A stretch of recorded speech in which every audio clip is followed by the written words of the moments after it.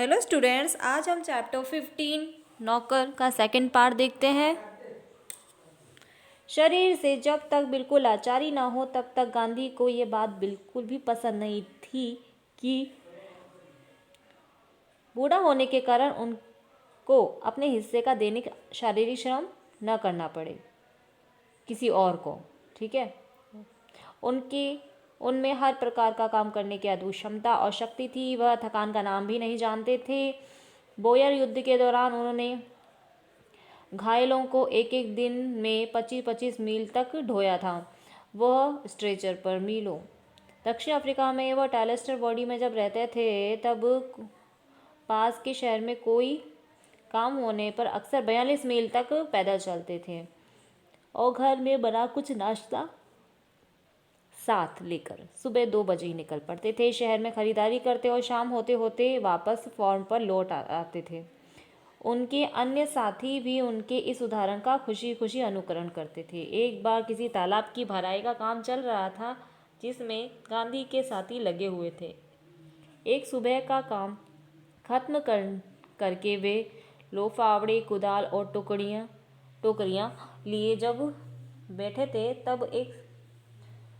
तब गांधी ने तस्तरियों में बर्तनों में नाश्ते के लिए फल आदि तैयार कर रखे थे। एक साथी ने पूछा कि आपने इतना कष्ट क्यों किया, तो उन्होंने जवाब दिया मुस्कुराकर, क्यों नहीं, कुछ लोग थके मांदे लौटे होंगे, मैंने सोचा तुम्हारा नाश्ता तैयार करने के लिए मेरे पास समय भी था, इसलिए मैंने बना दिया। दक्षिण अफ्रीका में भारतीयों के आने जाने माने नेता के रूप में गांधी भारतीय प्रवासियों की मांगों को ब्रिटिश सरकार के सामने रखने के लिए एक बार लंदन गए थे। वहाँ एक बार उन्हें भारतीय छात्रों ने एक शाकाहारी भोजन में निमंत्रित किया, इनविटेशन दिया। छात्रों ने इस अवसर के लिए स्वयं ही शाकाहारी भोजन तैयार करने का निश्चय किया था। तीसरे पहर 2 बजे एक दुबला पतला छरहरा आदमी आकर उनमें शामिल हो गया। तस्तरियाँ धोने, सब्जी साफ करने और अन्य छुटपुट काम करने में उनकी मदद करने लगा। बाद में छात्रों का नेता वहां आया तो क्या देखता है कि वह दुबला पतला आदमी और कोई नहीं, उस शाम को भोजन में निमंत्रित उनके सम्मानित अतिथि ही गांधी थे। गांधी दूसरों से काम लेने में बहुत सख्त थे, लेकिन अपने लिए दूसरों से काम कराना उन्हें नापसंद था। एक बार एक राजनीतिक सम्मेलन से गांधी जब अपने डेरे पर लौटे तो रात हो गई। सोने से पहले वे अपने फर्श को बुहार रहे थे, झाड़ रहे थे। उस समय रात के 10 बज रहे थे। एक कार्यकर्ता ने दौड़कर गांधी के हाथ से बुहार ले ली। ठीक है, वो खुद सफाई करने लग गया, उनके हाथ से ले ली। जब गांधी जी गांवों का दौरा कर रहे होते उस रात को, यदि लिखते समय लालटेन का तेल खत्म हो जाता तो वह चंद्रमा की रोशनी में पत्र पूरा कर लेना पसंद करते थे, लेकिन सोते समय किसी थके हुए साथी को नहीं जगाते थे। नोआखाली पद यात्रा के समय गांधी ने अपने शिविर में 2 आदमियों को ही रहने की अनुमति दी। इन दोनों को यह मालूम नहीं था कि खाखरा कैसे बनाया जाता है। इस पर गांधी स्वयं रसोई में जा बैठे और निपुण रसोई की तरह उन्हें खाखरा बनाने की विधि बताई। उस समय गांधी जी की अवस्था 78 वर्ष की थी। गांधी को बच्चों से बहुत प्रेम था। अपने बच्चों के जन्म के 2 माह बाद उन्होंने कभी किसी दाई को बच्चे की देखभाल के लिए नहीं रखा। वे मानते थे कि बच्चों के विकास के लिए माँ बाप का प्यार, उनकी देखभाल अनिवार्य है। वे माँ की तरह बच्चों की देखभाल कर सकते थे, खिला पिला और बहला सकते थे। एक बार दक्षिण अफ्रीका में जेल से छूटने के बाद घर लौटने पर उन्होंने देखा कि उनके मित्र की पत्नी श्रीमती पोलक बहुत ही दुबली पतली और कमज़ोर हो गई हैं। उनका बच्चा उनका दूध पीना छोड़ता नहीं था और वह उसका दूध छुड़ाने की कोशिश कर रही थी। बच्चा उन्हें चैन नहीं लेने देता और रो रो कर उन्हें जगाए रखता था। गांधी जिस दिन लौटे उसी रात से उन्होंने बच्चे की देखभाल का काम अपने हाथों में ले लिया। सारे दिन बड़ी मेहनत करने और सभाओं में भाषण देने के बाद 4 मील पैदल चलकर गांधी कभी कभी रात को 1 बजे तक पहुंचते थे और बच्चे को श्रीमती पोलक के बिस्तर से उठाकर अपने बिस्तर पर लेटा देते थे। वे चारपाई के पास एक बर्तन में पानी भर लेते थे ताकि यदि बच्चों को प्यास लगे तो वो पिला दे, लेकिन इसकी ज़रूरत ही नहीं पड़ी।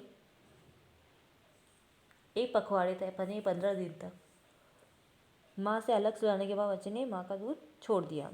गांधी जी अब बड़ों का आदर करते थे। दक्षिण अफ्रीका में गोखले गांधी के साथ ठहरे हुए थे।